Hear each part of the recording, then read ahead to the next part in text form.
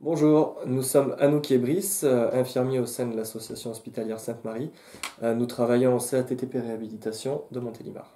Durant une séance de groupe de parole, on s'est rendu compte que malgré les outils qu'on avait à disposition et qui étaient déjà créés, certains thèmes n'étaient pas abordés. Des fois, les patients ne se retrouvaient pas en fait dans les outils.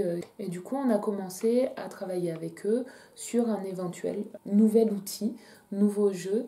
Dans cet outil, on aborde différents thèmes qui peuvent poser question et qui sont aussi parfois tabous, qui peuvent être des thèmes comme la sexualité, la chambre d'isolement ou encore le suicide. Pour les patients, ce sont des thèmes qui sont certes difficiles, mais il ne faut pas oublier qu'il y a aussi les familles qui sont derrière, il y a les amis, il y a les connaissances.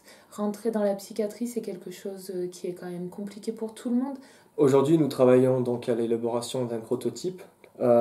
C'est un projet auquel on croit vraiment parce qu'on pense qu'il peut vraiment aider les personnes et que c'est un outil qui va permettre de rassembler, de favoriser la transmission du savoir entre les personnes.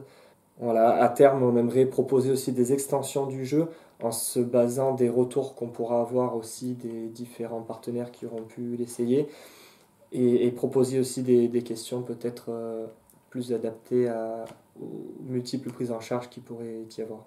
À l'heure actuelle, il faut savoir qu'il y a un gros manque au niveau des accompagnements dans le parcours soins, surtout les jeunes qui sont en décrochage scolaire à partir de 16-18 ans et qu'on retrouve en parcours psy à 22-23 ans. Il y a plusieurs années où finalement on ne leur propose pas d'accompagnement parce que les gens ne sont pas au courant des structures qui existent, des offres qui existent.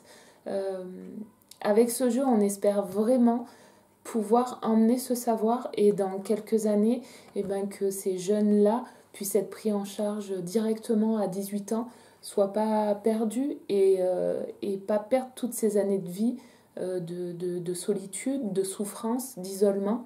Si vous nous permettez là de pouvoir développer ce jeu, on pourra le développer dans les IFSI, on pourra le développer dans les lycées, sur toutes ces années-là où pour l'instant il n'y a rien qui est proposé. De manière ludique, on pourra commencer à mettre des choses en place.